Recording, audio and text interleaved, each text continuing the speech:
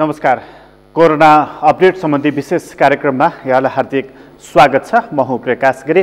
Corona update सम्बन्धी कार्यक्रममा आज पनि हामी लिएर उपस्थित भएका छौँ। नेपालमा कोरोना भाइरसको संक्रमण फैलिएको छ र त्यो कोरोना भाइरसको अवस्था नेपालमा कस्तो छ भन्ने बारेमा हामी कुराकानी गर्नेछौँ। सँगै विश्वमा कोरोना भाइरसको संक्रमण कुन स्तरमा छ भन्ने बारे पनि हाम्रो चासोको विषय रहेको छ। कार्यक्रमको सुरुवातमा चाहिँ हामी यहाँहरूलाई विश्वको आँकडा यहाँनिर प्रस्तुत गर्न चाहन्छौँ। अहिलेसम्म 64,688 जना मानिसको मृत्यु भइसकेको छ यही कोरोना भाइरसको कारणले गर्दाखेरि नै, र विश्वभर यति धेरै संख्यामा मानिसहरूको मृत्यु भएको कारणले पनि यो विषयमा धेरै परिचर्चा हुने गरेको छ। र यसै गरी गए राति मात्रै 5,801 जनाको थप मृत्यु भएको छ र यो एउटा निकै चुनौतीपूर्ण विषय बनेको छ, त्यसकारण पनि चर्चाको विषय बनिरहेको छ। र अमेरिका अहिले सबैभन्दा धेरै संक्रमणको चपेटामा परेको छ। 3,11,357 जना मानिसहरू यसबाट संक्रमित भएका छन् र एकै रातमा 34,196 जना मानिसहरू संक्रमित भएका छन्। र यस्तो खालको स्थिति देखिएको छ भने 1,331 जना मानिसको मृत्यु भएको छ अमेरिकामा एकै रातमा, र 8,452 जना अहिलेसम्म मानिसहरूको मृत्यु भइसकेको छ अमेरिकामा। यस्तै समस्या देखिएको छ अन्य मुलुकमा। र अमेरिकामा अर्को एउटा पनि महत्त्वपूर्ण कुरा के पनि देखिएको छ भने नेपालीहरू मात्रै करिब 500 जना त्यहाँ संक्रमित भएको खबर पुष्ट रूपमा आएको छ र त्यसबारेमा पनि हामी थप जानकारी आउने बित्तिकै तपाईँहरू समक्ष प्रस्तुत गर्नेछौँ। अमेरिका निकै धेरै संक्रमित भएको छ, तर त्यहाँ अहिले पनि राज्य स्तरबाट लकडाउन गरिएको छैन। जसरी नेपालमा गरिएको छ त्यस्तो काम अमेरिकामा गरिएको छैन। अमेरिका पछि स्पेनमा सबैभन्दा धेरै मानिसहरू संक्रमित भएका छन्। 1,26,168 जना र 6,969 नयाँ केस देखिएको छ भनेदेखि 11,947 जना मानिसको मृत्यु भएको छ र गए राति मात्रै 749 जनाको मृत्यु भएको छ। यस्तै अवस्था इटालीमा पनि देखिएको छ र 1,444 जनाको त्यहाँ मृत्यु भएको छ। गए राति मात्रै नयाँ केस 169 वटा देखिएको छ। यसरी यो अमेरिकाकोदेखि इटालीसम्मको देखिएको छ र जर्मनीमा पनि संक्रमणको संख्या बढ्दै आइरहेको छ। यस्तै अवस्था दक्षिण एसियामा नै देखिएको छ र भारतमा 79 जना मानिसको मृत्यु भइसकेको छ। दक्षिण एसियामा मात्र 153 जनाको मृत्यु भएको छ। यस्ता जानकारीहरू आइरहेका छन्। संक्रमण बढ्दै गइरहेको छ। नेपालमा पनि एकै दिन 3 जना संक्रमित भइसकेपछि अलिकति के हो स्थिति भनेर अलिकति आत्तिएको, अलिकति त्रसित भएको र अलिकति थप सतर्कता अपनाउनु पर्ने स्थिति देखिएको छ। सुदूरपश्चिम अलिकति संक्रमित देखिएको छ। कैलालीको थप स्थिति के हो हामी त्यसबारेमा बुझ्नेछौँ। र एउटा महत्त्वपूर्ण कुरा यहाँहरूलाई भन्न पनि चाहन्छौँ कि कैलालीको सिमानाकामा बसेर नेपाल फर्कन पाऊँ भनेर त्यहाँ निकै समयदेखि आफ्नो आवाज बुलन्द गरिरहेका व्यक्ति नै संक्रमित भइसकेपछि त्यो ठाउँमा रहेका अन्य मानिसहरूलाई पनि संक्रमण फैलिएको छ कि भन्ने चिन्ता व्यक्त गर्न थालिएको छ। स्थिति कस्तो छ त्यसबारेमा हामी कुराकानी गरेछौँ। हाम्रा सहकर्मी दिनेश विष्ट यति बेला हामीसँग प्रत्यक्ष सम्पर्कमा हुनुहुन्छ। उहाँसँग हामी कुराकानी गरेछौँ कैलालीबाट। दिनेशजी, अब एकै दिन 3 जना संक्रमित भएको देखा पऱ्यो र मलाई सुरुमा एउटा जानकारी गराइदिनुहोस् कि त्यो सीमा नाकामा बसेर भारतबाट नेपाल आउँदै गरेका ती व्यक्ति जसलाई संक्रमण भएको देखियो त उनीसँगै अन्य मानिसहरू पनि थिए सीमा नाकामा, त अन्य मानिसहरूलाई पनि यो रोगको संक्रमण भएको हुनसक्छ। चिकित्सकहरू के भन्छन् र त्यहाँको स्थिति के छ अलिकति जानकारी गराउनुहोस् त। पक्कै पनि 11 गते जुन कैलालीको लम्कीचुवा नगरपालिकाका एक युवक भारतबाट फर्किँदाखेरि तपाईँको राति साँझ 7 बजेदेखि नै त्यहाँ भेड जम्मा हुन थालेको। दोस्रो दिनको 6 बजे मात्रै उहाँहरूको उद्धार भएको अवस्था। लगभग करिब राति आउँदै गर्दा लगभग 1000 जनासम्म त्यहाँ पुगेको अवस्था थियो। त्यो हेर्दाखेरि कैलालीका 271 जना र डोटीका 221 जना जति थिए। अन्य जिल्लाका पनि सुदूरपश्चिमका 8 जिल्लासँगै कर्णाली प्रदेशका विभिन्न जिल्लाका नागरिकहरू पनि सोनाका भएर आएको अवस्था हो। त्यहाँ लगभग 1000 जनाको उपस्थिति रहेको ठाउँबाट नै एकजना कोरोना संक्रमित भेटिएको अवस्था छ। त्यसपछि त्यो लगत्तै उहाँ पोजिटिभ भए लगत्तै जति पनि थियो त्यो दिन त्यहाँबाट गएकाहरूको सबैको यहाँको प्रहरीले, सशस्त्र प्रहरीले फर्म भर्न लगाएर उहाँहरूलाई पठाएको अवस्था थियो। त्यो फर्म अनुसार नै उहाँहरूलाई सम्पर्कमा ल्याउने प्रयास भइरहेको, केही व्यक्ति सम्पर्कमा आइसकेको र केहीलाई ल्याउने प्रयास भइरहेको हाम्रो प्रहरीले हामीलाई जानकारी दिएको छ।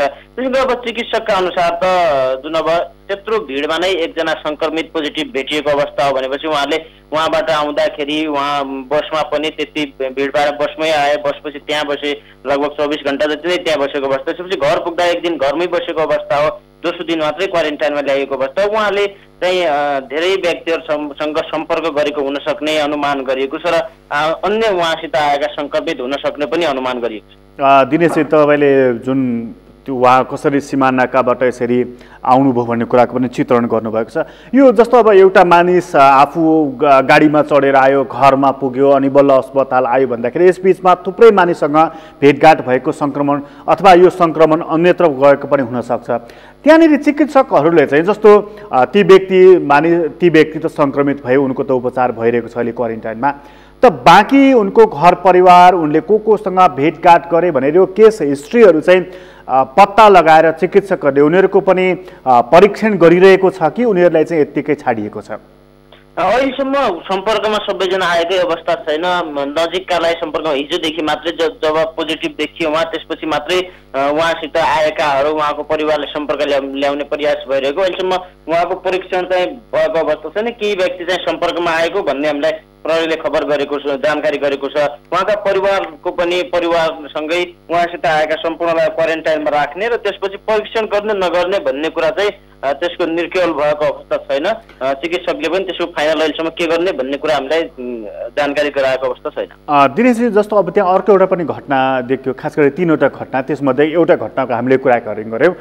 अर्को चाहिँ जस्तो एउटा व्यक्तिबाट अर्को व्यक्तिमा पनि सरेको पाइयो, यो नयाँ समस्या देखियो हामी कहाँ, त्यो चाहिँ कति अवस्था, कस्तो खालको अवस्था छ त्यहाँ चाहिँ? पक्कै पनि दुबईबाट नेपाल फर्केका धनगढीका 34 वर्षीय युवकमा कोरोना पोजिटिभ देखिएको थियो। उहाँलाई घरबाटै ल्याएर क्वारेन्टाइनमा राखी उहाँको स्वाब परीक्षण गरे, त्यसपछि मात्रै आइसोलेसनमा राखिएको अवस्था हो। उहाँ चाहिँ अब घरमै बसेको हुनाले उहाँको 34 वर्षीय भाउजूलाई पनि पोजिटिभ देखिएको अवस्था हो। 9 जनाको परिवारमा 1 जना पोजिटिभ र 7 जनाको रिपोर्ट पनि आइसकेको अवस्था हो। 7 जनाको नेगेटिभ आइसकेको अवस्था छ। उहाँसँगै 11 जना, करिब 9 जना उहाँ, 2 भाइ 11 छिमेकी, 11 जनाको स्वाब परीक्षणका लागि पठाइएको अवस्था थियो भनेपछि 2 जनाको रिपोर्ट आउन बाँकी रहेको अवस्था हो। उहाँले पनि अब जुन बीचमा घर जानुभयो, उहाँले भाउजूसँग सङ्क्रमित भइसकेको अवस्था हुँदाखेरि यहाँको चिकित्सकको टोलले सुरुमा त उहाँको परिवारलाई क्वारेन्टाइनमा राख्यो र क्वारेन्टाइनमा पनि स्वाब परीक्षण बिना नै घर पठाइदियो। जुन 4-5 दिन क्वारेन्टाइनमा राखेर लक्षण केही देखिएन भनेर यहाँको चिकित्सकको टिमले उहाँलाई घर पठाइदियो। त्यसपछि मात्रै यहाँको मिडियाबाट यताउतिबाट दबाब आएपछि मात्रै उहाँको स्वाब परीक्षण गरिएको अवस्था, सबैको उहाँको परिवारको। त्यसपछि स्वाब परीक्षण लगत्तै भाउजूमा पोजिटिभ देखिएको अवस्था छ भने सुरुमा अब केही लक्षणै छैन भने चाहिँ उहाँहरूले एकदम ढुक्क भएर आवत छिमेकीसँग पनि सम्पर्क भएको हुन सक्ने हुनाले उहाँको छिमेकीलाई पनि त्यसको सम्पर्कमा ल्याउने प्रयास भइरहेको छ यहाँबाट। दिनेश, अब जस्तो यो चाहिँ 2-3वटा घटनाको कुराकानी गऱ्यौँ हामीले, त्यसपछि चाहिँ कैलालीमा चाहिँ यसको असर के परेको छ? जस्तो त्यहाँको नगरपालिकाको अनि त्यहाँको स्थानीयको भनाइ के रहेको छ, उनीहरूको अवस्था कस्तो रहेको छ? पक्कै पनि जुन यो 1 जना मात्रै सङ्क्रमण पुष्टि भएको बेला त्यति यहाँ प्रभाव त्यस्तो धेरै त्रसित भएको अवस्था पनि थिएन। एकै दिन यहाँ पनि 2 जना र उहाँले एउटा नयाँ सङ्क्रमित देखियो जुन यहीँले अर्कोलाई सारेको अवस्था हो। त्यसपछि चाहिँ यहाँ चाहिँ त्रसित बनेको अवस्था छ सिङ्गो नागरिकहरू। अब क्वारेन्टाइनमै जुन अब सुरुवाती चरणमै अलि ढिलासुस्ती भएको सरकारी पक्षबाट भन्ने आम नागरिकको पनि गुनासो छ। जति भारतबाट आएका छन् उहाँहरूलाई क्वारेन्टाइनमा राख्नुपर्ने सुरुमै त्यो भएन। त्यसपछि जुन अब उहाँको जुन पोजिटिभ देखिसकेको परिवार सहित छिमेकीलाई पनि क्वारेन्टाइनमा राखेर सबैको स्वाब परीक्षण गर्नुपर्ने अवस्थामा पनि ढिलाइ भएको अवस्था हो सुरुमा त। अब चाहिँ जुन उहाँको जति पनि उहाँको सम्पर्कमा छन्, जति पनि यहाँ अहिले 4 जना पोजिटिभ देखिएका छन्, उहाँहरूको जति पनि सम्पर्कमा आएका व्यक्ति हुन् सबैलाई क्वारेन्टाइनमा राखेर सबैको स्वाब परीक्षण गर्नुपर्छ भन्ने नागरिकको पनि माग हो। यसले अनि धनगढी उपमहानगरपालिकाले अलिकति त्यहाँ लकडाउन अलिकति खुकुलो गर्ने, केही समय बजार खोल्ने यो जुन कुराहरू गर्दै थियो, अब ऊ के गर्दैछ? अस्ति मात्रै निर्णय गरेर हिजोबाट बिहान 6 देखि 9 बजेसम्म पसल खोल्ने जुन निर्णय भएको थियो, हिजो बेलुका मात्रै त्यो निर्णय पनि परिवर्तन भएर सम्पूर्ण रूपमा बजार बन्द रहने, कुनै पनि नखुल्ने भनेर निर्णय गरेको छ। त्यसपछि होम डेलिभरीको व्यवस्था गर्ने भन्ने कुरा चाहिँ विज्ञप्तिमै उल्लेख गरेको, हिजो साँझ मात्रै विज्ञप्ति निकालेको छ उपमहानगरपालिकाले। त्यससँगै आज बिहानैबाट बजार पूर्ण रूपमा बन्द रहेको अवस्था। दिनेशजी, तपाईँलाई धेरै धन्यवाद जानकारीको लागि। हाम्रा सहकर्मी दिनेश विष्ट हुनुहुन्थ्यो कैलालीबाट।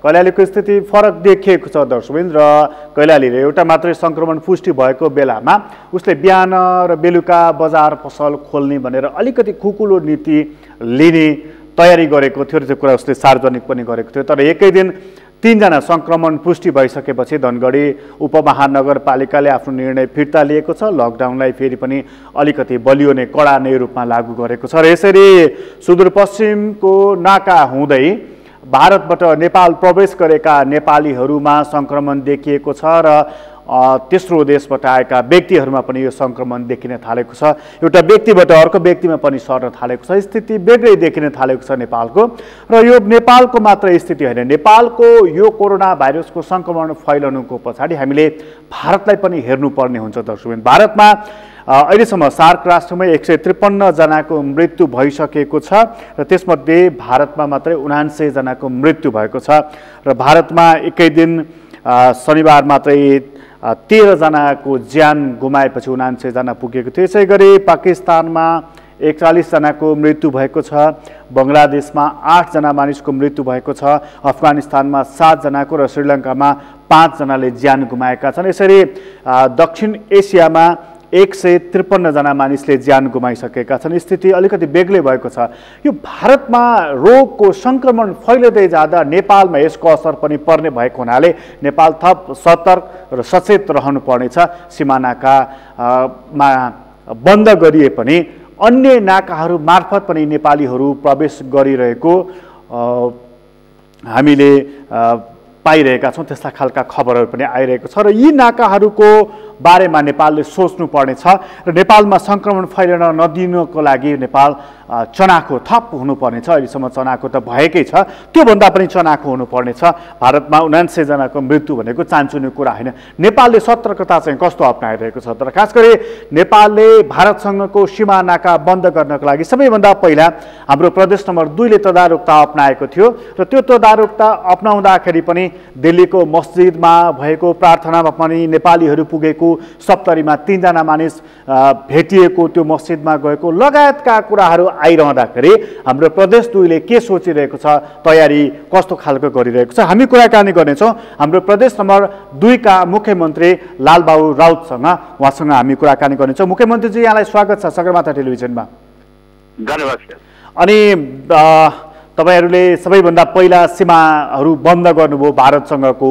यो भारतसँगको सीमा बन्द गरिए पनि सुदूरपश्चिममा चाहिँ भारतबाट आएका मानिसहरूमा सङ्क्रमण देखिन थालेको छ। प्रदेश 2 को चाहिँ भारतबाट आएका मानिसहरू नेपालीहरूमै यस्तो सङ्क्रमण फैलिन नदिनको लागि कसरी स्वास्थ्य सचेतना अप्नाइराख्नु भएको छ? यहाँ खासमा भन्ने हो भने सीमा समस्या त्यतिको छैन। यहाँ के छ भने भारतमा पनि त्यतिकै लग छ र यहाँका मान्छेहरू त्यति अब जस्तो पश्चिममा छ कि प्राय जस्तो अब काम गर्न पश्चिमी नेपालका, भारतका उत्तराखण्ड लगायतका उत्तराञ्चलतिर जाने गर्छन्। तर यहाँ त्यस्तो अवस्था छैन। धार्मिक उद्देश्यको लागि, कामको लागि या अन्य कुनै अब घर परिवारका आफ्ना चाहिँ अब सम्बन्ध छ वारिपारी, त्यसैमा जाने बढी हुने गर्छ। यतातिरका मान्छे उता गएर काम गर्ने एकदम थोरै न्यून पाइन्छ, उताको यता थोरै पाइन्छ। त्यो उतातिरको अब सीमाको अलिकता टाइट नै व्यवस्था छ, यतातिरको पनि टाइट नै व्यवस्था छ। त्यस्तो यहाँ समस्या छैन। तर त्यो दिल्लीको मस्जिदमा भएको प्रार्थनामा हाम्रो सप्तरी जिल्लाकै मानिसहरू पनि गएको कुराहरू आएको छैन। तपाईँहरूलाई थाहा छैन जमाती भनेको कस्तो हो भने उनीहरू अब 30 दिन 40 दिन 2 महिना 4 महिना घुमिरहन्छ। त्यो त्यहाँ दिल्लीमा होइन, यहाँ वरिपरि पनि आसपासका गाउँमा, एक गाउँबाट अर्को गाउँमा गइरहेका हुन्छ। यो जाने क्रम के हो, धार्मिक उद्देश्यले मस्जिदमा गएर नमाज पढ्नु यो काम गर्ने गर्छन्, अरूलाई नमाज सिकाउने गर्छन्। दिल्लीका एक रातोरात दिल्लीबाट कसरी आउँछ? तपाईँ सप्तरी गएर त्यहाँ एसपीलाई सोध्नुहोस् न, त्यहाँ यो आसपासका हाम्रै पारी इन्डियाको कुनै अब बस्तीमा जान्छ, कस्बामा जान्छन्, मस्जिद हुन्छ, त्यही नमाज पढ्दो रहेछ यिनीहरू। त्यो हिसाबले आएका मान्छेहरूलाई बाहिरका थिए, तिनीहरूलाई अब क्वारेन्टाइनमा राख्नु स्वाभाविक छ। यहाँका प्रशासनले जोसुकै बाहिर गएर आएका छन् भने क्वारेन्टाइन गर्नु त राम्रो कुरा हो, यो त नराम्रो, हामी त सबैले यसलाई स्वागत गर्नुपर्छ किनभने हामी सबै क्वारेन्टाइनमै बसेका छौँ। त्यसैले अब त्यसलाई चाहिँ जुन किसिमको हेभोक बनाइएको छ यो त्यो होइन, जाने गर्छ यो मस्जिदबाट त्यो मस्जिद, ऊ मस्जिदबाट त्यो मस्जिद। नेपालमै हेर्ने हो भने त्यो घुमिरहन्छन्, त्यो जमातीहरूको आफ्नो किसिमका उनीहरूको आफ्नो गएर चाहिँ त्यस किसिमका काम गर्ने गर्छ। त्यसैले यो भन्दा पनि अलिकता खुला सिमाना भएकोले थोरै मान्छे, यहाँ प्राय जस्तो अब पश्चिम नेपालको कुरा गर्ने हो भने एकदम हजारौँको मान्छे भेटिन्छ, तर यहाँ भेटिँदैन कुनै। अब त्यस्ता कामको लागि कुनै पारी नै फँसेका छन्, एक दुईजना यसो आएपछि त्यो मात्र आउने हो, किनभने अब यहाँका मान्छेहरू पनि उता जाने अब कामको पनि त्यस्तो चाप छैन। त्यसैले मलाई के लाग्छ भने जुन किसिमका यहाँ वारीको जुन हेभोक फैलाइएको छ कि छैन त्यस्तो अवस्था छैन। यहाँ के छ कि बोर्डरमा पनि प्राय सबै पालिकाहरूले क्वारेन्टाइन खडा गरेको छ, उता पारी पनि अब भनौँ न हाम्रो सीमा पारी पनि राम्रो क्वारेन्टाइनको त्यहाँ पनि व्यवस्था छ। त्यसैले अब त्यस किसिमको समस्या प्रदेश 2 मा छैन। त्यो क्वारेन्टाइन मुख्यमन्त्री चाहिँ क्वारेन्टाइन चाहिँ देखेँ मैले, जस्तो वीरगञ्जकै क्वारेन्टाइन पनि देखियो, त्यो त एउटै कोठाभित्र थुप्रै मानिसहरू राखिएको, त्यस किसिमले क्वारेन्टाइन राख्दाखेरि सुरक्षित हुन्छ? अब सुरुको अवस्था त्यस्तो थियो, अहिले त्यस्तो छैन। सुरुमा कुनै बेला हेर्नु भयो थियो, त्यसलाई नै लिएर अहिले चाहिँ त्यस्तै भइरहेछ भन्ने कुरा सोच्नु गलत हो। अनि यो लकडाउनमा नि जस्तो वीरगञ्जमै पनि अन्यत्र पनि देखियो कि मानिसहरू चाहिँ एकदमै छ्यापछ्याप्ती बाहिर निस्केको, छरपष्ट हिँडिरहेको, बजार पसल खुल्ला भएको, ग्यासको लागि लाइन बसेको, वृद्ध भत्ताहरू बाँडिँदै गरेको, मतलब यो प्रकारको अब घरमा बस्ने मान्छेलाई पनि खानु त पर्छ, किनभने भोकै त त्यहाँ भित्र बस्नु पर्दैन। हाम्रो र विदेश जस्तो अब देशमा त्यो समस्या छ भनेर घरमा पुर्याइदिने त मान्छे छैन, उसलाई ग्यास लिन पनि त मार्केटमै जानुपर्छ, उसलाई चामल घरमा खानुपर्ने मान्छे हुने खानेको स्थिति भन्छ भने गएर चाहिँ मार्केटमै लिनुपर्छ, घरमा नभएपछि कहाँ जान्छ। तथापि यो बाध्यतालाई त हामी चाहिँ बिर्स्नु हुँदैन। तर पनि यहाँका प्रशासन, यहाँका जुन चाहिँ हाम्रा सुरक्षा निकायका प्रमुखहरू एकदम मजाले अहिले चाहिँ अब एकदम व्यवस्थापन गरेका छन्। अब जुन घोषणा भइसकेको लकडाउनलाई एकदमै अहोरात्र खटेर सबैजना आफ्नो तर्फबाट चाहिँ गरिराखेका छन्। अहिले हस्पिटलको अवस्था पनि अब पेसेन्टहरू आउँदाखेरि अहिले राम्रै हुन लागेको छ। त्यसैले यो प्रदेशमा त्यस्तो हेभोक छैन। अनि मतलब जस्तो अन्य प्रदेशमा छ नि मुख्यमन्त्रीज्यू, जस्तो निजी अस्पतालले ज्वरो आएको बिरामीलाई पनि उपचार नगरेको, रिफरमाथि रिफर गरेर बिरामीकै डेथ भएको, हाम्रो प्रदेश 2 मा चाहिँ यो समस्या छ कि छैन? होइन, त्यो सुरुमा देखिया थियो, अहिले पनि अहिले कहीँबाट आइराखेको छ। त्यो चाहिँ अब केही फटा इन्स्टिट्युसनहरू, संस्थाहरू, कलेजहरू सञ्चालन गरेर राखेकाहरू पनि केही नभएका होइन, केही अब नर्सिङ होमहरू अब त्यस्ता पनि रहेका छन्। तथापि अहिले के छ भने अहिले के देखिएको छ कि अहिले जुन किसिमले अलि हामी पनि उपलब्ध गरायौँ। अब जुन क्रिया पिपिई अब आएपछि मान्छेमा अब डक्टर स्वास्थ्य कर्मीहरूमा अलिकता कन्फिडेन्स बिल्डअप भएछ।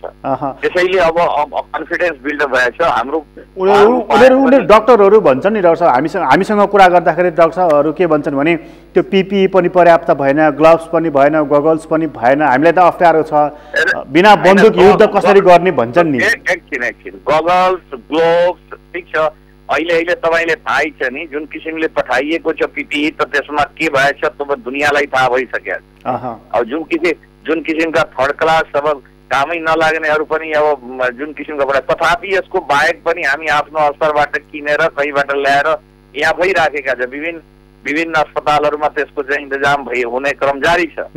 तर यहाँका अब त्यो किसिमका कन्फिडेन्स हुन त ठिक छ। अब रुगा खोकी अब त्यस्ता छ भने तपाईँ लगाउनुहोस् पिपी। अब हार्टका छ तपाईँको अब भनौँ न अब किडनीको छ, अन्य जुन अहिले चाहिँ नन कम्युनिकेबल डिजिज छ त्यसको लागि त हेरिदिनु पर्छ नि। त्यसैको लागि पिपिई किन चाहिन्छ?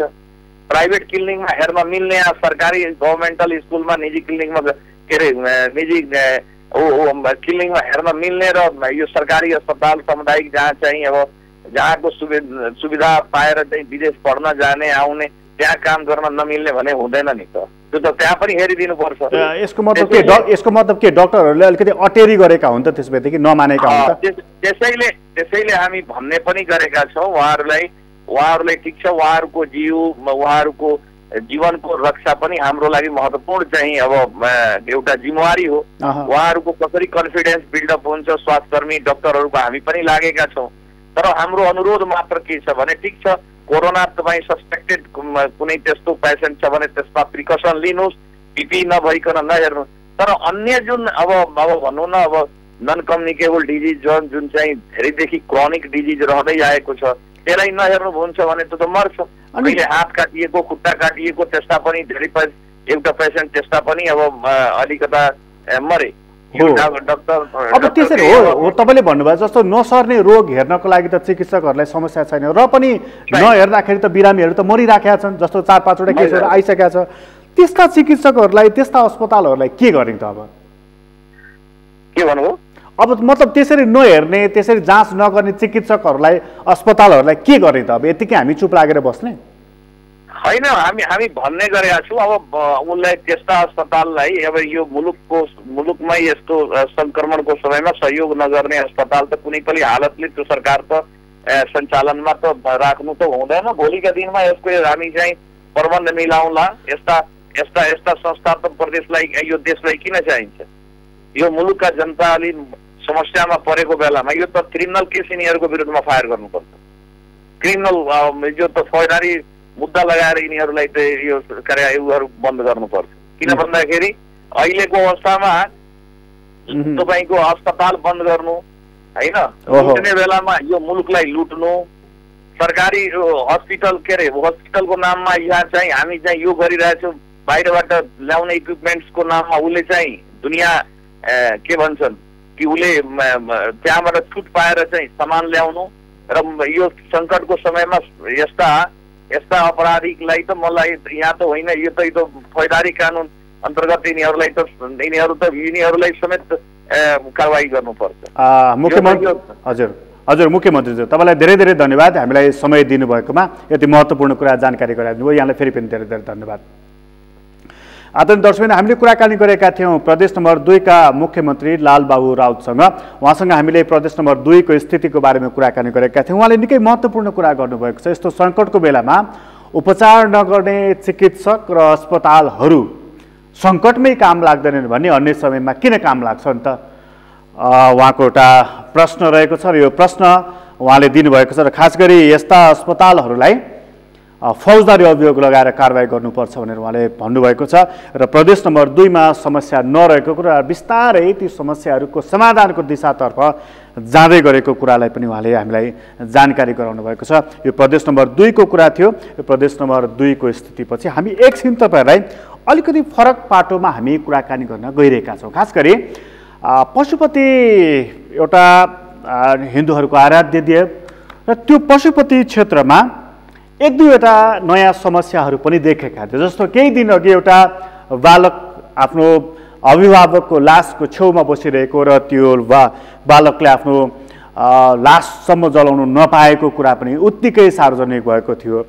त्यसपछि दैनिक पूजाका कुराहरूमा पनि अलिकति समस्या भएका कुराहरू पनि आइ नै रहेको थियो। र वास्तवमा यति बेला पशुपतिनाथ क्षेत्र परिसरमा चाहिँ के छ स्थिति भनेर हामी कुराकानी गरिन्छौँ। हामीसँग कुराकानीको लागि यति बेला पशुपति क्षेत्र विकास कोषका सिइओ हुनुहुन्छ डाक्टर घनश्याम खतिवडा। घनश्याम खतिवडाजी यहाँलाई स्वागत छ सगरमाथा टेलिभिजनमा। धन्यवाद। त्यो 3-4 दिन अघिको एउटा केस कुरा गर्न चाहेँ मैले। एउटा बालकको बडा विभत्स दृश्य थियो, आफ्नो अभिभावकको लासको छेउमा बसेर फोटो खिचिएको।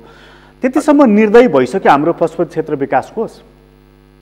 यो यहाँलाई कसरी जानकारी गराउँ भने लास लिएर आउँदा उहाँहरू थोरै हुनुहुन्थ्यो। तत्काल पत्रकारहरूले त्यो फोटो खिच्नेबित्तिकै थोरै देखिन्थ्यो र दुःख परेको बेलामा अनुहार न्याउरो हुनु स्वाभाविक पनि हो। र उहाँ आउनुभयो, आएर त्यहाँ कार्यविधि पुर्याउन्जेलको अवधिमा जुन प्रकारले फोटोहरू खिचेर भाइरल बनाइयो त्यति मात्रै उहाँले लास जलाउन नपाउनु भएको पनि छैन।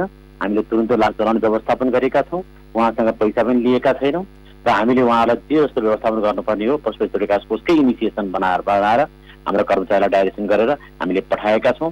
केही कुराहरू त्यहाँ तलमाथि कर्मचारीले भन्दाखेरि विवाद पर्यो होला, त्यो विवाद हामीले माथिल्लो तहमा उहाँले नसोधिकन गर्नु नपर्ने कन्डिसन थियो र उहाँले सोधुन्जेलको टाइमको अवधिमा भएका मात्रै सामान्य घटनाहरू हुन् र जुन सब आएको थियो बच्चा बच्ची मात्रै थिए, अरू थिएनन्। त्यस्ता सबहरू मात्र होइनन् कि गरिबीको रेखामुनि रहेका सबहरू हामीसँग आउँछन् भने हाम्रा कर्मचारीले सिधै चाहिँ जलाउनुहुन्न, उहाँहरूले कमसेकम हामीलाई सोध्नुहुन्छ यस्तो यस्तो स्थिति छ के गरौँ भनेपछि पदाधिकारीहरू हामीलाई अफिसियल्ली सोधिसकेपछि जलाउने हो र त्यो अफिसियल्ली सोधिन्जेलको अवधिभित्रमा जुन घटना घट्छ त्यसैलाई मात्रै फोटो खिचेर भाइरल बनाउनु चाहिँ सर्वथा गलत हो भन्छु मैले चाहिँ।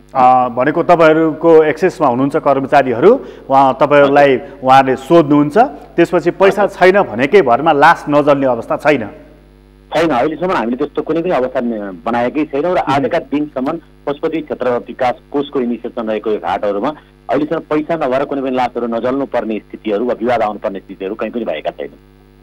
घनश्यामजी जस्तो अर्को कुरा नि, जस्तो अब यो चाहिँ वेटिङको टाइममा खिचिएर भाइरल बनाइएको फोटो हो। वेटिङको टाइममा दुःख जस्तो देखिन्छ, स्वाभाविक प्रक्रिया हो, त्यसलाई बङ्गाइ चुङ्गाइ गरियो। एकैछिन कर्मचारीले टाइम लाउनु कुनै गलत होइन त्यहाँनिर र उहाँले टाइम लाउन्जेलको अवधिमा मैले आदेश दिइसकेको छु र त्यो लास जसरी जलाउनु भनिसकेको छु र उहाँले त्यो प्रक्रिया अगाडि बढाएर सित्तैमा हामीले जलाइसकेका छौँ। उहाँले ल्याउनु वापस पनि फिर्तै पठाएका छौँ हामीले र जसरी त्यो फोटो भाइरल गराइयो त्यो कोषलाई बदनाम गराउने कोसिस गरियो होला। अब यो सँगै चाहिँ अन्य यो होइन जस्तो यो सँगै चाहिँ अन्य विपन्न वर्गहरू जो चाहिँ जान्छन् उनीहरूसँग पर्याप्त पैसा पुग्दैन लास चलाउनको लागि, उनीहरूलाई पनि यो समस्या त हुँदैन नि अब, होइन? होइन, यस्तो पनि हुन्छ। यहाँलाई जानकारी गराउँ, कतिपय हामीले यसरी सिधै सबै कुराहरू छोड्यौँ भने कतिपय सक्षम व्यक्तित्वहरूले पनि मसँग पैसा छैन त्यसै जलाइदियो भनेर नआउनुहुन्छ, म गरिब हो भन्नुहुन्छ। गरिबी निधारमा लेखिएको हुँदैन, हामीले पनि रिक्युल गर्नु पर्यो, टाइम लिनु पर्यो थोरै। रिक्युल गर्दा उहाँ असक्षम नै हो भन्ने कुरो देखिने बित्तिकै पोस्टले त्यसको इनिसिएसन लिन्छ र पोस्टले जलाइदिने व्यवस्था अन्य व्यवस्थापन गर्नुपर्छ भने नि गरिदिन्छ अझ पोस्टले। अब अर्को एउटा प्रसङ्गमा तपाईँसँग कुरा गर्न चाहे, जस्तो अब यो देश त लकडाउनमा छ, काठमाडौँ पनि लकडाउनमा छ, यसको असर चाहिँ जस्तो पशुपति क्षेत्रमा चाहिँ के छ? जस्तो पशुपतिमा दैनिक नित्य पूजा अनि अन्य अब जस्तो साधारण दर्शनार्थीहरू जान पाउने अवस्था नपाउने अवस्था के छ त्यसको चाहिँ? होइन, दर्शनार्थीहरू त आफै आउनु भएको छैन आफ्नो सुरक्षाको कारणले गर्दा। मलाई लाग्छ दर्शनार्थीहरू सबै घर घरमा बसेर अहिले भाव दर्शन र मानसिक पूजा गरिरहनु भएको छ भगवानको। हामीले मन्दिरको गर्भगृहभित्र र मूल मन्दिरको परिसरभित्र अरू कसैलाई पनि प्रवेश दिएका छैनौँ, यतिखेर आउनु भएको पनि छैन। आउनु भएको भए सायद दिन्थ्यौँ होला, द्वार खोलेर दर्शन गराउँथ्यौँ होला, दर्शनार्थी नै आउनु भएको छैन। त्यस कारणले गर्दा हामीले टोटल पशुपति लकडाउन भन्न मिल्दैन, किनभने दर्शनार्थीहरू आउन पाउनुपर्छ, पुकारा गर्न पाउनुपर्छ, भगवानप्रतिको भरोसामा जान पाउनुपर्छ, यो हाम्रो पनि सिद्धान्त हो। र नआएको कारणले गर्दा यसै पनि हामीले मूल ढोकाहरू बन्द गरेका छौँ। भित्रको नित्य पूजा निरन्तर भट्ट पुजारीहरूले चलाइरहनु भएको छ, त्यसका निमित्त हामीले सामानहरू आफ्नै तरिकाले प्रोभाइड गराइरहेका छौँ र भगवानको नित्य पूजा कहीँ कतै रोकिएको छैन। र यो कुरा बाहिरी परिवेशमा झनै 30,000 40,000 परिवारहरू छन्, ती परिवारहरूलाई हामीले आफैले दाना खुवाइरहेका छौँ, विभिन्न सङ्घ संस्थाहरूको सहयोग लिइरहेका छौँ। ती सङ्घ संस्थाहरूले पनि दाना खुवाउनको लागि सपोर्ट गरिरहनु भएको छ। नन्दीहरू छन्, छाडिएका गाईहरू गाई बच्चाहरू छन्, तिनीहरूको लागि दानाहरू विभिन्न संस्थाहरूले ल्याइरहनु भएको छ, विश्व हिन्दू महासङ्घ, युवा सङ्घ लगायतका संस्थाहरू। अनि त्यसपछि अरू यो क्लबहरूको हाम्रो वरिपरिका क्लबहरू, यो विजय चोकका क्लबहरू, अर्को क्लबहरूले ल्याइरहनु भएको छ र हामीले सपोर्ट गरिरहेका छौँ। गाई बाछाहरू भोका छैनन्, बाँदरहरूलाई पनि खाना खुवाइरहेका छौँ। हाम्रै भक्त जस्तै पूर्वकालदेखि खुवाउँदै आउनु भएको थियो, उहाँले बाँदरलाई दाना खुवाइरहनु भएको छ, हामीले पनि त्यसो थप गरेका छौँ। मृगहरूलाई दाना खुवाइरहेका छौँ। हामीलाई हाम्रोभन्दा बढी चिन्ता अहिले पशुपन्छीहरू र जनावरहरूको लागिरहेको छ, हामी त्यसमा एकदम ध्यान दिइरहेका छौँ, हामी आफै पदाधिकारी खटिरहेका छौँ। घनश्यामजी तपाईँलाई धेरै धन्यवाद, राम्रो काम गरिराख्नु भएको छ, तपाईँलाई धेरै धेरै धन्यवाद। आदरणीय दर्शक, हामीले कुराकानी गरेका थियौँ पशुपति क्षेत्र विकास कोषका हाम्रा सिइओ डाक्टर घनश्याम खतिवडासँग, त्यहाँको स्थितिको बारेमा कुराकानी गरेका थियौँ। पशुपति क्षेत्र विकास कोषमा नित्य पूजा चलिरहेको छ, तर लकडाउनको कारणले आम दर्शनार्थीहरू त्यहाँ जान सकिराख्नु भएको छैन। सरकारले पनि लकडाउन भनेको छ, नजाऊ भनेर भनेको छ, त्यसकारण पनि रोगको सङ्क्रमण नहोस्, नफैलियोस्, नसरोस् भन्नको लागि पनि यो कुरा गरिएको छ। यो पशुपति क्षेत्र विकास कोषको कुरा हामीले गरेका छौँ। नेपालमा अब 9वटा केस फेला परिसकेको छ यो कोरोना सङ्क्रमणको, र दिनदिनै केसहरू अलिकति बढिरहेको हुनाले हामी अलिकति सतर्क हुनुपर्ने, सचेत हुनुपर्ने अवस्था बनेको छ। सुदूरपश्चिममा अलिकति बढ्ता समस्या देखिएको छ र भारतबाट नेपाल प्रवेश गरेका नेपालीहरू विभिन्न स्थानमा प्रवेश गरिसकेको हुनाले त्यसमार्फत कतै रोग त सर्दैन भन्ने एउटा डर देखिएको छ। त्यसैले एकपटक बुद्धिजीवीहरूले, चिकित्सकहरूले अन्तर्राष्ट्रिय विमानस्थल हुँदै र स्थल मार्गको प्रवेशबाट आएका नेपालीहरूलाई अनिवार्य रूपमा क्वारेन्टाइनमा राखौँ भनेर प्रस्ताव गरेका थिए। अहिले सिमानाकाबाट प्रवेश गरेका व्यक्तिहरूलाई अनिवार्य रूपमा क्वारेन्टाइनमा राखिएको छ। तर अन्तर्राष्ट्रिय विमानस्थलको प्रयोग हुँदै आएका नेपालीहरू सबै क्वारेन्टाइनमा बसेका छैनन् र कोही आफ्नो घरमा बसेका छन्, कोही आफ्नो ढङ्गले हिँडिरहेका छन्, त कोही सरकारको या भनौँ चिकित्सकहरूको निगरानीमा रहेका छन्। हामी आफै सचेत भयौँ भनेदेखि हामीले परिवारलाई सुरक्षित राख्न सक्ने रहेछौँ। परिवारलाई सुरक्षित राख्न सक्यौँ भनेदेखि समाज र त्यसपछि देश सुरक्षित र हुन सक्ने रहेछ। त्यसैले हामी हरेक व्यक्ति इमान्दार हुनुपर्ने, हरेक व्यक्ति सचेत हुनुपर्ने यस कारण रहेछ। त्यसैले हामी यो आग्रह पनि गर्न चाहन्छौँ, यो लकडाउन भनेको नेपाल बन्द या अन्य कुनै स्वैच्छिक ढङ्गबाट गरिएको बन्द होइन, यो अनिवार्य रूपमा गरिएको फोर्स लकडाउन हो, बन्द हो यो। त्यसैले हामीले मानौँ, पालना गरौँ, सङ्क्रमित नहौँ, सङ्क्रमण नफैलाउँ, यो आग्रह पनि गर्न चाहन्छौँ। एकछिन तपाईँहरूलाई म बागलुङतर्फ लैजान चाहन्छु। बागलुङको पछिल्लो अवस्था बुझ्न चाहन्छु, किनभने त्यहाँ पनि सङ्क्रमित व्यक्तिहरू फेला परेको हुनाले त्यहाँको स्थिति बुझ्न जरुरी रहेको छ। हाम्रा सहकर्मी छविलाल पाण्डे यति बेला सम्पर्कमा हुनुहुन्छ। छविजी, अब यो हामीले तपाईँसँग हिजो अस्ति पनि कुराकानी गऱ्यौँ कि त्यहाँको सङ्क्रमणको अवस्थाको बारेमा। अहिले चाहिँ त्यो अब सङ्क्रमित व्यक्तिहरू पनि फेला भटाभट परिरहेको हुनाले त्यहाँ चाहिँ लकडाउनलाई कसरी लागू गरिएको छ? अलिक खुकुलो पारिएको छ कि अलिक कडा गरिएको छ? प्रकाशजी, बागलुङ जिल्लामा अलिकति संवेदनशील क्षेत्रको रूपमा हेरिएको छ। पछिल्लो समय 2 जना सङ्क्रमित भेटिँदै गर्दाखेरि बागलुङ जिल्लाको सुरक्षा अवस्थालाई चाहिँ थप प्रभावकारी रूपमा कडा रूपमा हेरिएको छ अहिले। किनभने यो पछिल्लो समय सङ्क्रमितकोहरूको सङ्ख्या बढ्दै गइरहँदाखेरि बागलुङ जिल्लामा यो सबै तहले स्थानीय पालिकादेखि प्रहरी प्रशासन सबैले अलिकति समन्वय गरेर अलिकति प्रभावकारी बनाउनुपर्छ भन्ने खालको स्थिति छ। र आज मात्रै प्रहरीले एक सूचना निकालेर थप कडाई अगाडि बढाएको छ। आज मात्रै 40 जना चाहिँ लकडाउन उल्लङ्घन गर्ने 40 जनालाई चाहिँ प्रहरीले पक्राउ गरिसकेको अवस्था हो। र अहिले दिउँसोको अवस्था हेर्ने हो भने बागलुङ बजार लगायत यो पश्चिम क्षेत्रको अवस्था चाहिँ एकदम सामान्य छ। अहिले सबैले यो अलिकति लकडाउनलाई चाहिँ पालना गर्नुपर्छ भन्ने खालको चेतना स्तर पनि बढ्दै गएको कारणले पनि अलिकति कडाइलाई चाहिँ प्रभावकारी बनाइएको छ। त्यसै अहिले त्यहाँ बजार क्षेत्र चाहिँ एकदमै बिल्कुलै सुनसानै छ, त्यहाँ मानिसहरू निस्किएका छैनन्, होइन? बिहान पख अलिकति हिजो अस्तिको तुलनामा आज बिहान अलिकति बजारमा केही व्यक्तिहरू हिँडेको अवस्थामा प्रहरीले एकाएक पक्राउ गरिसकेपछि पछिल्लो माहौल चाहिँ अलिकति कडाइको रूपमा गएको छ। प्रहरीले पनि अलिकति एक्सन लिएर नै कडाइ। छविजी, जस्तो अब चाहिँ 2 जना त्यहाँ सङ्क्रमित फेला पर्नुभयो, 2 जना नै अहिले उपचारको क्रममा हुनुहुन्छ। त्यो जस्तो अब सङ्क्रमितको सङ्ख्या 2 जना भइसकेपछि त्यहाँको स्थानीयको अवस्था चाहिँ के छ? उनीहरू अलिकति चिन्तित, त्रसित देखिएका छन् कि उनीहरू यसलाई धेरै गम्भीरतापूर्वक लिइरहेका छैनन्? प्रकाशजी, अब सुरुको दिनमा 2 जनामा सङ्क्रमण देखिँदै गर्दाखेरि बागलुङमा एकाएक अब भयावह स्थिति नै हुने हो कि भन्ने खालको चाहिँ आकलन थियो।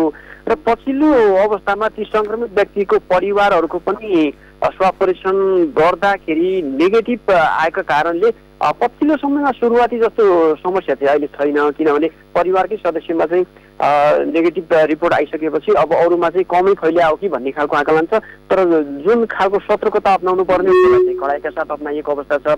सुरुका दिनमा जो 2 जना व्यक्तिमा भेटाउँदै गर्दाखेरि अब बागलुङमै ठुलो भयावह स्थिति आउने हो कि भन्ने खालको स्थिति चाहिँ अहिले पछिल्लो समय त्यति छैन। अनि त्यो 2 जना सङ्क्रमित बिरामीको अवस्था चाहिँ कस्तो छ, केही जानकारी छ तपाईँलाई? 2 जनालाई धौलागिरी अञ्चल अस्पताल बागलुङको आइसोलेसन वार्डमा राखिएको छ र 2 जनाकै अवस्था सामान्य छ। 1 जना किशोरी जो 19 वर्षीय हुनुहुन्थ्यो, उहाँको सुरुवातीमा केही ज्वरो रुगाखोकी देखिए पनि अहिले चाहिँ अवस्था सामान्य नै छ र उहाँले आफ्नो चिन्ता नलिन भनेर पनि एउटा सामाजिक सञ्जालमा पोस्ट पनि गरिसक्नु भएको थियो। र अहिले 65 वर्षीय जो वृद्ध अस्ति भेटिनुभयो, उहाँको अवस्था पनि सामान्य नै छ। उहाँले पनि म ठिक छु अहिलेसम्म भन्ने खालको स्थिति चाहिँ हामीले पाएका छौँ। अनि अर्को कुरा नि छविजी, जस्तो चाहिँ बागलुङ भनेको नेपालको अहिलेको परिप्रेक्ष्यमा सबैभन्दा बढी वैदेशिक रोजगारीमा जाने जिल्लामा पर्दछ है। त यसरी लकडाउन हुँदाखेरि र विश्वभरि नै कोरोना भाइरस सङ्क्रमित हुँदाखेरि त्यहाँ चाहिँ जस्तो अब यसको सिधा असर भनेको त रेमिटेन्समा पर्छ।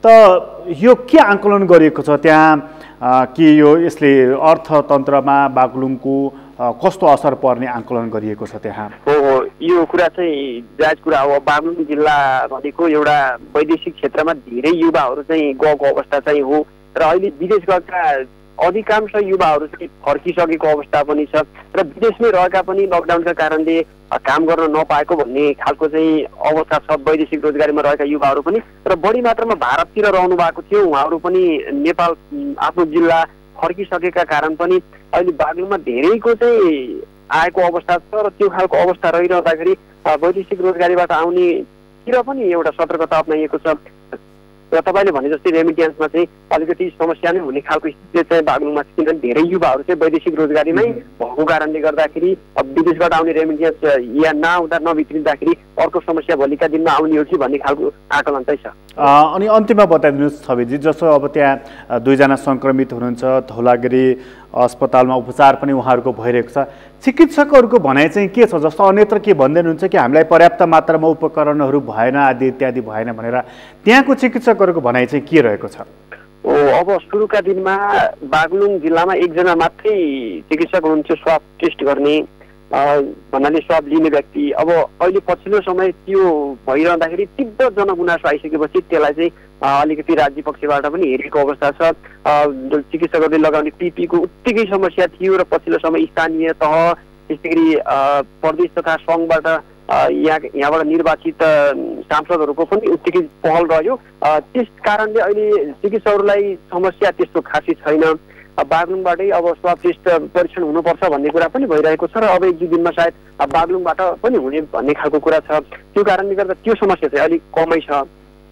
सुरुका दिनमा काठमाडौँबाट गर्दै गर्दाखेरि बागलुङमा चाहिँ 2 जना एक देखिँदै गर्दाखेरि अलिकति यसलाई चाहिँ बागलुङबाटै गराउनुपर्छ भन्ने खालको चाहिँ स्थानीयको माग थियो। त्यो माग चाहिँ बिस्तारै सम्बोधन भइरहेको अवस्था चाहिँ हामीले देख्न सक्छौँ।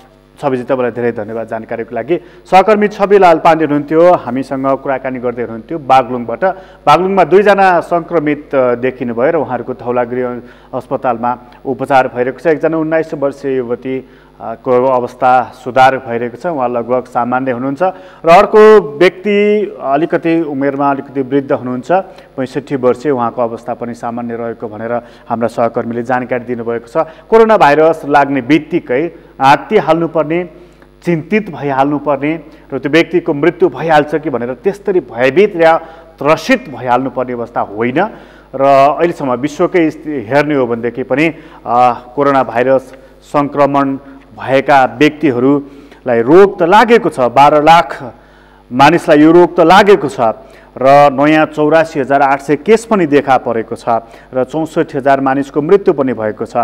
र यो केस भइरहँदाखेरि हामीले ध्यान दिनुपर्छ कि 2,46,000 मानिसहरू निको भइकन घर गएका छन्। यो कुरालाई पनि हामीले ध्यान दिनुपर्दछ। रोग लागेको छ, रोग लागेर निको पनि भएको छ, यो कुरालाई पनि हामीले ख्याल गर्नुपर्दछ र यो कुरालाई ख्याल गरियो भनेदेखि यसका विरुद्ध लड्नको लागि हामी सक्षम पनि हुनेछौँ र हामीले यो कुरालाई पनि ध्यान दिनुपर्दछ। र कोरोना भाइरस सङ्क्रमण नियन्त्रणको लागि अब स्वयंसेवकहरू पनि जागरुक हुनुपर्ने र स्थानीय तह जनप्रतिनिधिहरू पनि उत्तिकै जागरुक हुनुपर्ने बेला पनि आइ नै पुगेको छ। यही नै हो मौका। यो मौकामा हामी कोरोनासँग लडेर यसलाई जित्नु नै पर्नेछ। अहिलेको लागि कोरोना अपडेट यति नै। कार्यक्रमबाट म प्रकाश गिरीलाई बिदा दिनुहोस्। नयाँ अपडेटहरू लिएर फेरि पनि आउने नै छौँ। सगरमाथा टेलिभिजन हेर्दै गर्नुहोला। नमस्कार।